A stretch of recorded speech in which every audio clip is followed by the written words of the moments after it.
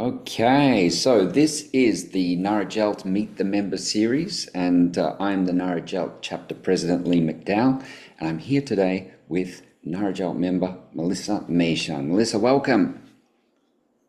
Thank you for having me, Lee. It's a pleasure meeting you, and it's a pleasure being able to be a part of this wonderful chapter.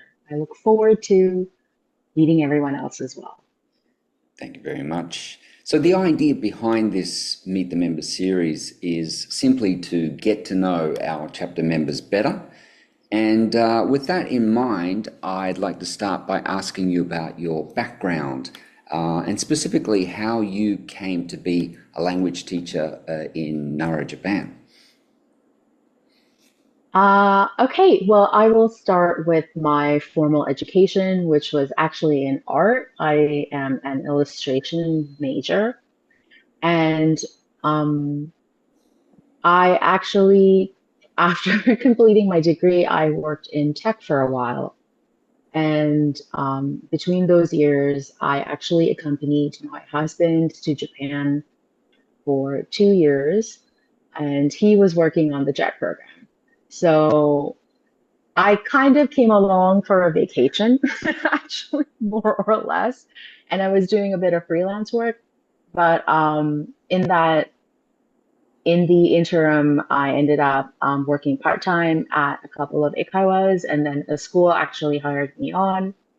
And the school was the school that I'm working at right now. So after I went back to Canada, I continued to work in IT for a while, and I decided it wasn't for me. So, and I missed Japan so much. So I ended up coming back actually when my school offered me a full-time job. So that's where I still am at right now.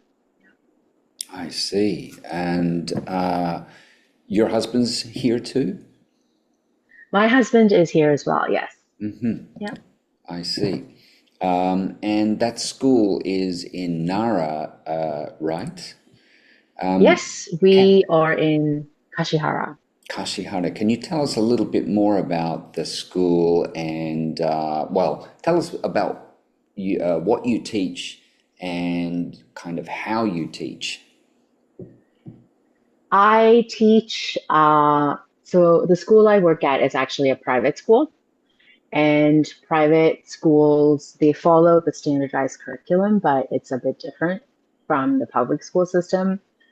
And I am in charge of the Eikaiwa lessons, which um, most ALTs are. But our school actually has multiple classes, English classes. So we have AGO A, AGO B, AGO communication. So there's actually a lot of English classes happening at my school.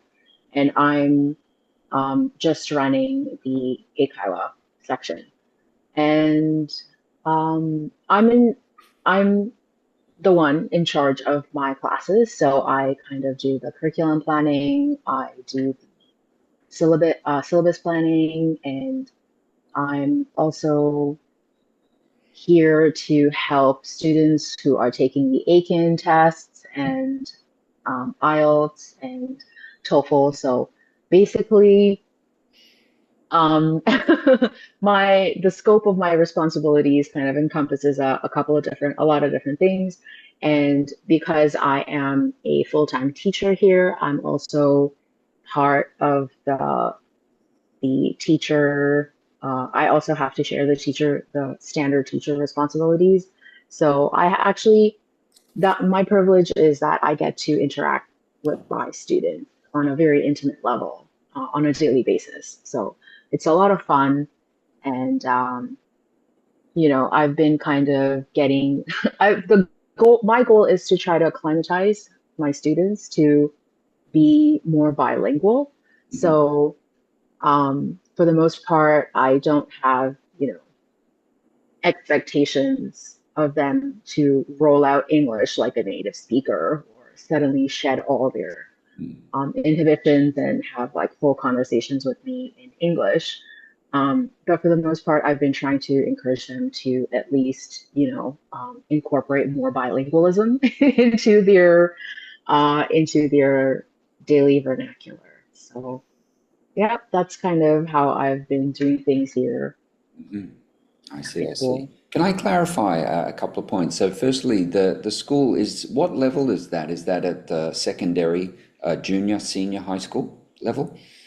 It's a combined junior Combined. high school and senior high school. So when they come in, they're 12, and when they leave, they're 18, Right, which is right. yeah, it's quite an honor to watch them grow, and Mm. also it's a very long time for them. So Mm. And so so you get to teach all the levels, do you? Both junior and senior? yes, yes. Hmm. I see. And I'm guessing that the subjects, you said ego communication, that's your subject, is it? English communication? That's actually a separate lesson, Mm. and it's a little confusing for some teachers, but there is a bit of an overlap happening with my lessons. But the ego communications um, lessons mostly focus on reading and um, mostly reading actually. So there's a lot of reading and translating and reading and translating, whereas the outputting of everything happens in my classes. So I do actually support. So in many situations, the ALT will prepare lessons or prepare materials to support a English teacher's lessons in the classrooms. But my class is a separate class altogether. So even though I do borrow materials from AGO Communication or AGO A, um, I have a full 50-minute segment every week with the kids, with each of the kids. So um, from junior high school, um, grade one to senior high school, grade three, every week. Yeah, it's quite exciting. So you must have quite a lot of classes then during the week. I do anywhere between 10 to 11 classes weekly. Yeah. And are you responsible for any of clubs or extracurricular activities? I think you mentioned some extracurricular activities. Yes, I'm also part of the GCC club. We What's that? call it the Global Culture Club. And the goal is to challenge our perspectives and think about language in a new way. So we're not just trying to speak English for the sake of speaking English, but actually thinking about communicating and um, acquiring new perspectives. That's the goal of the club. Yep. Good. How many students in a class, and is it a big school? No, it's actually a small school, and we kind of I mean they won't say it, but most of us prefer it this way because my school each class only has anywhere between 25 students um, to a max of 30 students, Okay. and it's not that overloaded. So for my class at least, it's really ideal because I get to spend a lot of time with each student on average um, per class. So we have quite a few um, students struggling in the beginning with the first years when they first come in. There's usually a gap between um, elementary school students who have been to JUCO for English and students who have not. So um, it's really great for me because I can actually spend time with the students who need more support. So yeah. Yeah, small classes tend to be better. I think that's a little bit below the average. I would guess the average in Japan for both junior and senior high schools closer to 40. which is typical. And yeah, for communicative teaching, that's not quite ideal. The smaller, the better, right? So, I agree. Yeah. mm, At the highest, I think the most populated class I had was about 38 at one point in time, mm, maybe 2 or 3 years ago, and it was hectic. Like mm, it was difficult to manage, mhm, and yeah, and because each class has a different number of students, and each class is a different number of like a different they run the gamut, of you know needs a lot of support to needs very little support. So at one point in time, we had an Aiken 1 in the same class with an Aiken 3. And it was really yeah, it was quite the challenge. But students in Japan are just so uniquely kind and understanding. yeah. So they are, it was as difficult as it was, they were really supportive, in my attempts to kind of making sure everyone felt challenged and everyone was having a good learning environment. Mm. All right. Um, can I ask you now, just to shift topic a little bit about JALT? Hmm. I think you're fairly newly coming into JALT. Can you tell us a bit about how you came to be a JALT member and what's been your experience and involvement so far? Yes. Okay. So how I came to be in JALT was through one of the teachers who mentioned it to me and she suggested I join. She did say there was a fee. So I was kind of holding off on that, just thinking about the purpose of me joining the JALT and what I wanted to get out of it um, before I kind of, went gung ho. And in the meantime, I actually applied for my master's degree at UBC for educational technology.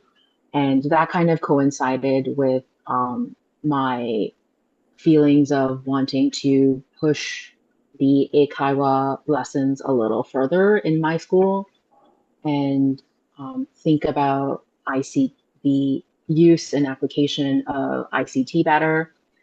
And I'm very privileged in the sense that my kids also have the privilege of using fairly good tech, and we have projectors, we have computers, we have speakers and headphones, so we're pretty well equipped. So I wanted to be more engaged in that, and in that process of thinking about that, I came to be more and more interested in JALT, and I finally decided I was going to join and be an active member of this wonderful community. Mm, So that's how I came to, mm, join JALT, and it's just been a few months now, 2 months even. mm. Right, right, right. And because you're in Nara, it made sense to join the Nara chapter.